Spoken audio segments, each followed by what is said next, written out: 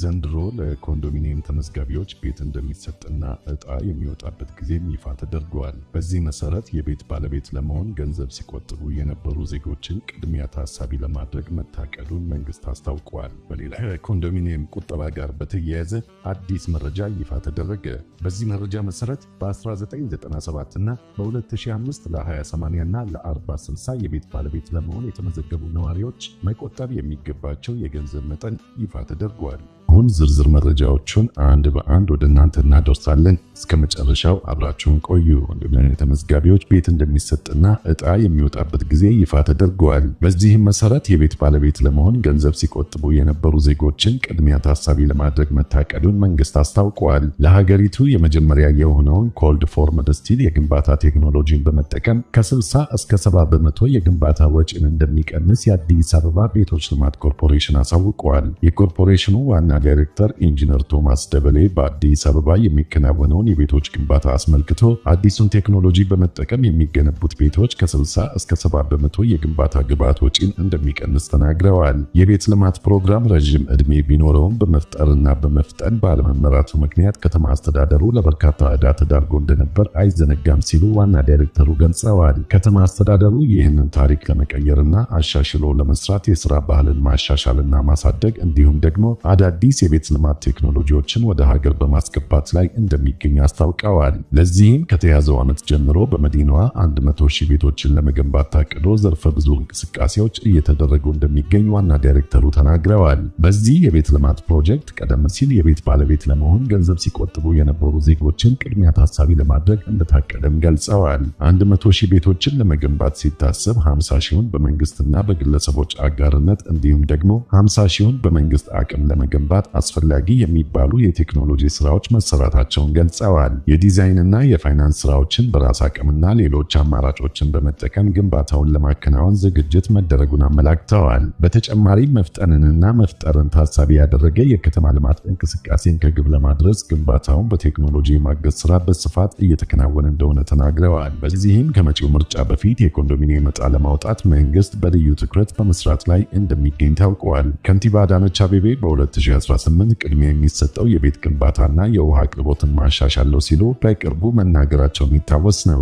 የአዲስ አበባ ከተማ ምክር ቤት ባለፈው ሐምሌ ወር ላይ ካጸደቀው 350.1 ቢሊዮን ብር በጀት ውስጥ ለቤቶች ልማት ዘርፍ የተመደበው 24.6 ቢሊዮን ብር ነው። መንግስት 1.5 ሚሊዮን ቤቶችን በአዲስ አበባና በተለያዩ ከተሞች ለመገንባት ማቀዱን ማሳወቁ ይታወሳል። 1997 እና በ2005 ለ20/80 እና ለ40/60 የቤት ተመዝጋቢዎች ቁጠባችሁን እየቆጠባችሁ የቤት ዕድል እየጠበቃችሁ ላላችሁ በሙሉ ሊኖርባችሁ የሚገባው ወራዊ የቁጠባ መጠንን በተመለከተ አዲስ መረጃ ይፋ ተደርጓል። በዚህም እስከ ጥር 2018 ዓ.ም ማለትም ለ150 ወራት ልትቆጥሩት የሚገባው ዝቅተኛ የገንዘብ መጠን ምን ያህል መሆን እንዳለበት ነው የታወቀው። በዚህ መሰረት ለ40/60 ተመዝጋቢዎች ወራዊ ክፍያው ለባለ 3 መኝታ 2450 ብር፣ ለባለ 2 መኝታ 1550 ብር፣ ለባለ 1 መኝታ ደግሞ 1033 ብር መሆኑ ይታወሳል። በዚህ መሰረትም ለ150 ወራት የተቆጠረው የገንዘብ መጠን ደግሞ ለባለ 3 መኝታ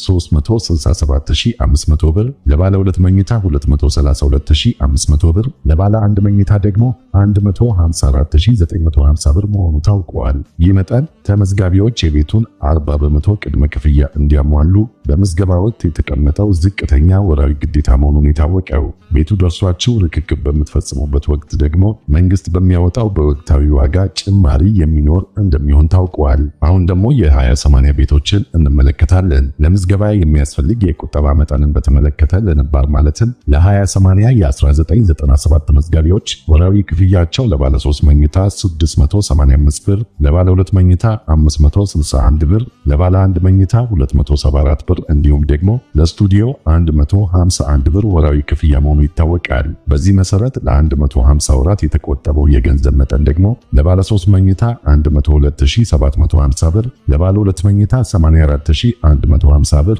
ለባለ 1 መኝታ 41100 ብር፣ ለስቱዲዮ ደግሞ 22650 ብር መሆኑ ታውቋል። በአዲስ ማለትም ለ20/80 የ2005 ተመዝጋቢዎች ደግሞ ወራዊ ክፍያው ለባለ 3 መኝታ 489 ብር፣ ለባለ 2 መኝታ 401 ብር፣ ለባለ 1 መኝታ ደግሞ 196 ብር እንደሆነ ታውቋል። በዚህ መሰረት ለ150 ወራት የተቆጠበው የገንዘብ መጠን ደግሞ ለባለ 3 መኝታ 73350 ብር፣ ለባለ 2 መኝታ 60150 ብር፣ ለባለ 1 መኝታ 29400 ብር መሆኑ ታውቋል። ይህ መጠን ተመዝጋቢዎች የቤቱን 20 በመቶ ቅድመ ክፍያ እንዲያሟሉ በምዝገባ ወቅት የተቀመጠ ዝቅተኛ ወራዊ ግዴታ ነው። ቤቱ ደርሷችሁ ርክክብ በሚፈጸምበት ወቅት በወቅታዊ ዋጋ ጭማሪ እንደሚኖር ይታወቃል። ለ10/90 የተመዘገቡ የመጀመሪያ የቁጠባ መጠን 187 ብር ቢሆንም ተመዝጋቢዎች በቁጥር ትንሽ ከመሆናቸው በላይ ለሁሉም ቤት መሰጠቱ ታውቋል። ከዚሁ ጎን ለጎን የአዲስ አበባ የቤቶች ልማትና አስተዳደር ቢሮ የከተማው አስተዳደር ለረጅም ጊዜ የቆየውን የቤት ፍላጎት ለማሟላት የተለያዩ የቤት ፕሮግራሞችን ተግባራዊ ማድረግ መቀጠሉን ያስታወቀው። እንደ ቢሮ ገለጻ በ1997 እና በ2005 የኮንዶሚኒየም ቤቶች ፕሮግራሞች ቁጠባ የጀመሩ ዜጎች በቀጣይ በሚኖሩ የግንባታ ፕሮጀክቶች አማካኝነት የመኖሪያ ቤት ለማግኘት ብቁ ይሆናሉ ተብሏል። የቢሮ የጽህፈት ቤት ኃላፊ አቶ አብዲሳ አራርሶ እንዳሉት በ1997 እና 2005 የቁጠባ መርሃ ግብሮች የተመዘገቡ ነዋሪዎች በ2014 በወጣው የመጨረሻው የኮንዶሚኒየም ቤቶች 14ኛ ዙር ዕጣ ውስጥ እንዲካተቱ ተደርጓል። በ1997 የተመዘገቡ ቆጣቢዎች በተለይም ለስቱዲዮና ለባለ 3 መኝታ የተመዘገቡት ሁሉም በሚባል ደረጃ ቤት ማግኘታቸውንና ቀሪ ቤቶችን ለ2005 ተመዝጋቢዎች ማስተላለፍ መጀመሩን አሳውቀዋል። የ1997 ቆጣቢዎች በ14ኛው ዙር ሙሉ በሙሉ ቤት አግኝተዋል ማለት ይቻላል ያሉት አቶ አብዲሳ ተገቢ ቁጠባቸውን በሰዓቱ ማጠናቀቅ ያልቻሉት ግን በኋላ ላይ መቆጠብ በመቀጠላቸው አሁን ላይ ብቁ የሚያደርጋቸውን ገንዘብ መቆጠባቸውን ገልጸዋል። ሆኖም በቀጣይ ዕጣ ሲወጣ ለ1997 ቆጣቢዎች ለብቻቸው የተለየ ወይም ልዩ ምደባ እንደማይኖራቸው አስረድተዋል። የቀሩት አብዛኛዎቹ የ1997 ቆጣቢዎች ለባለ 2 መኝታ ቤት የተመዘገቡ መሆናቸውን ጠቁመዋል። በአሁኑ ጊዜ በ5 አማራጮች ቤቶች በመገንባት ላይ በመሆናቸው የ1997 እና የ2005 ቆጣቢዎች ከሚገነቡት ቤቶች ወደፊት በሚሰጥ አቅጣጫ መሰረት ዕጣ እንዲወጣላቸው እንደሚደረግ ጠቁመዋል። አሁንም እንደተገለሉ የሚያምኑ ቆጣቢዎች ካሉ ቁጠባውን እስከቀጠሉና የፕሮግራሙን መስፈርቶች እስካሟሉ ድረስ አሁንም ከቀጣይ የቤቶች ልማት የመጠቀም ዕድል እንዳላቸው ቢሮ አስታውቋል።